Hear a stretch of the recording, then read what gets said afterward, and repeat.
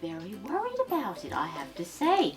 Oh, hello, my little poppets. Well, I've got some very exciting news, but you know what? I'm a little bit worried. You can't talk with your mouth full, Stinky. Let me get that out of there. That silly Stinky. Well, as I was saying, my little poppets, we've had somebody in the house that's been leaving crumbs, or should I say, clues. That's right, some chocolate chip biscuits have gone missing, and we found some crumbs on the floor, didn't we, Stinky? Yes, we did. Now, Stinky, I'm just having a look here. I can't seem to see anything else, dear, but should we show the poppets what we found? Yes, I think we should. We'll pop that there for just a moment, and as you can see, a bit of biscuit there. And what we did, we've put them in a bag because they're clues. Thank you, Stinky dear. Some of the broken biscuit there, which we've got in the bag, and also, what else did we find, Stinky? Oh yes, a sock that has some nibble marks in the toes and some other places. So that's also a clue. So we'll have to leave that there. And I don't know, this might take some solving, this mystery, do you think, Stinky?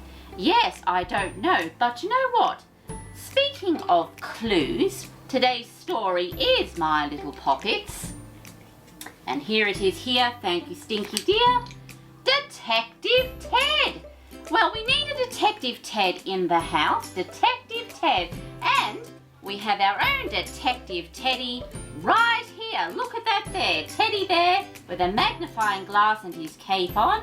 So, Detective Ted, this one does look exciting, I have to say.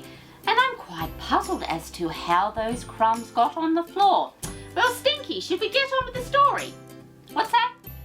I'm waffling on again. Yes, I know, I tend to do that, don't I? Well, we'll pop Stinky down here, my little poppets.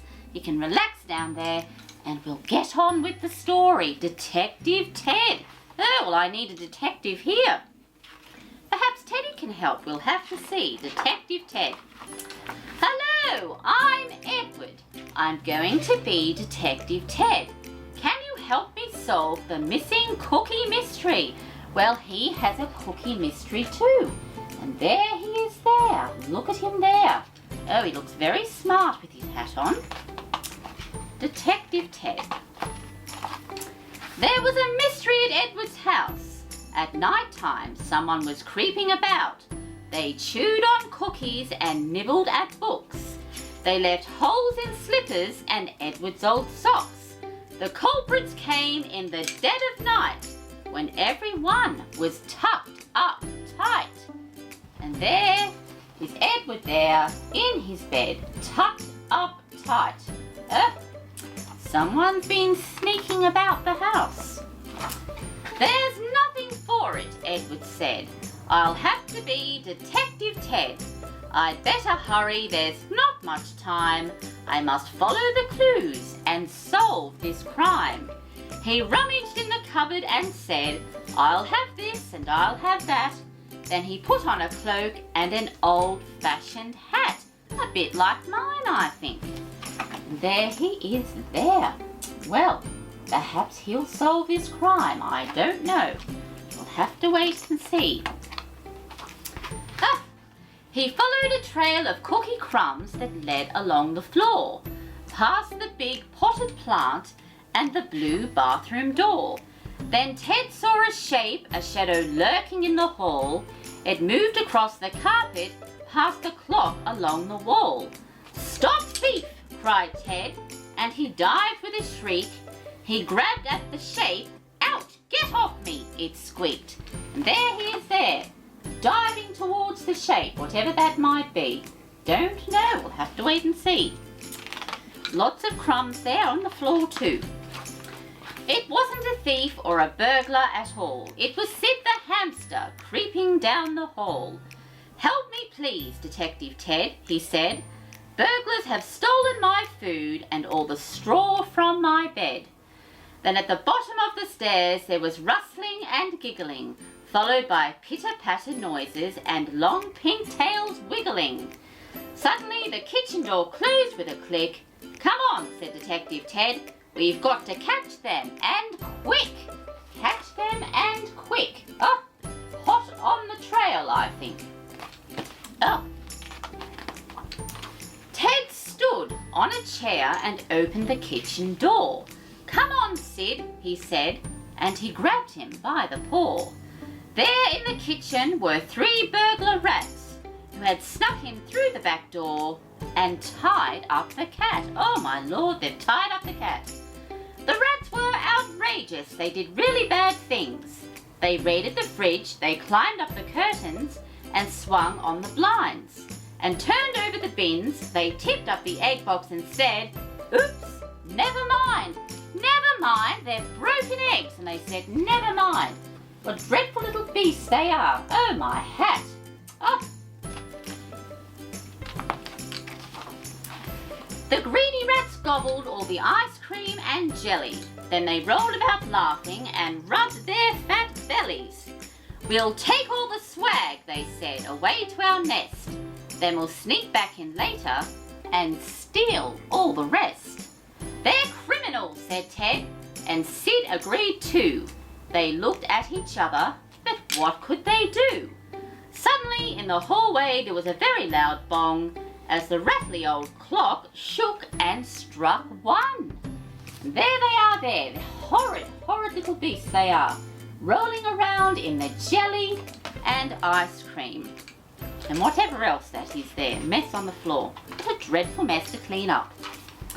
Everyone jumped, even the rats.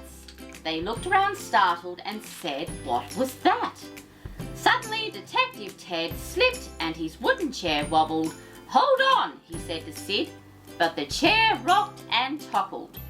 "I'm falling," cried Sid, as he was flung into a room where he landed on dusters and an old bristle broom. Ouch!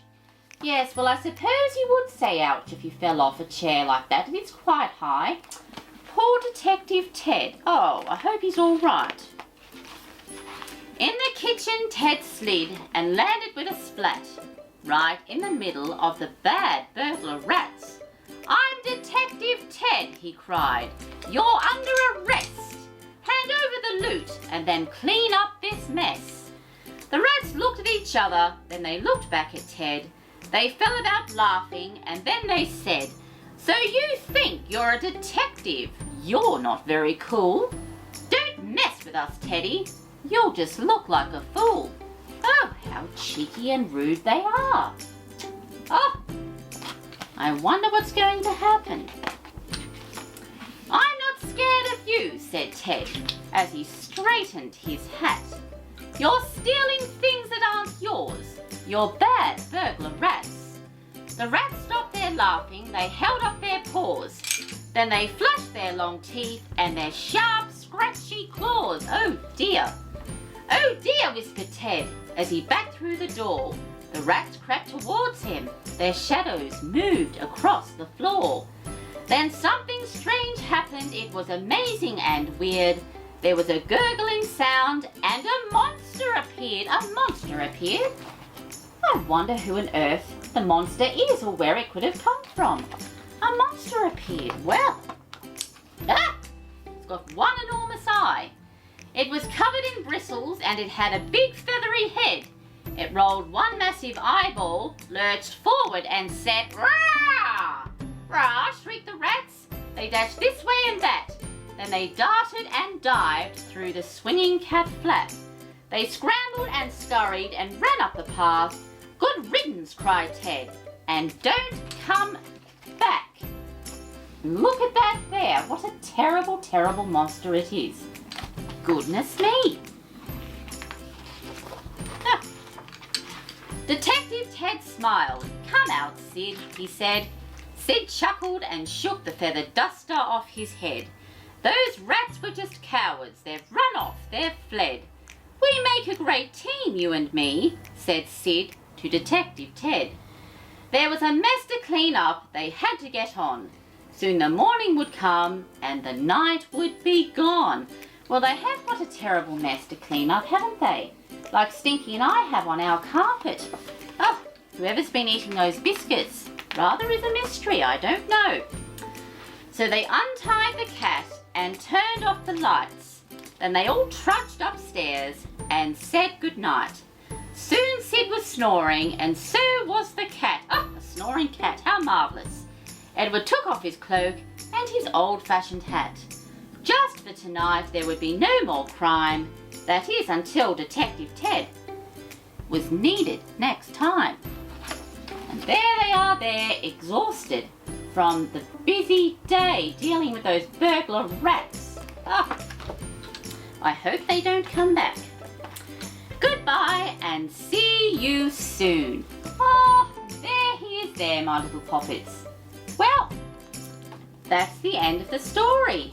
And it was called Detective Ted. Isn't that marvellous? Detective Ted. Oh, and the case of the missing cookies.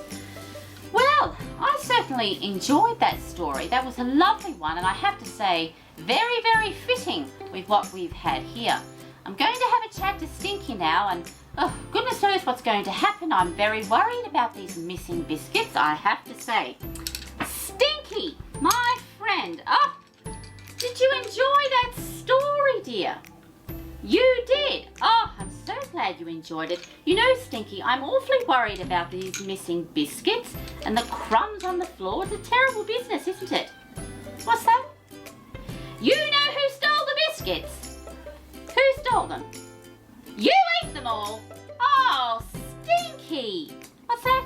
You were feeling rather peckish. Oh, well, the crime has been solved. Stinky, my little poppets. He ate the biscuits. Oh, silly Stinky.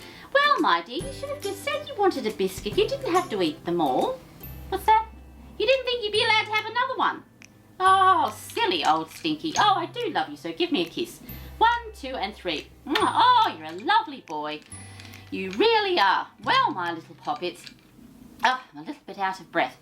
I'm afraid we have come to the end of story time. But you know what? Perhaps you could dress up as a detective and perhaps read a story about Detective Ted. That would be very, very good, wouldn't it, Stinky? Yes. Well, don't forget, my little poppets, at the end of every week, keep a lookout for 2 more exciting new story time videos. And until next time,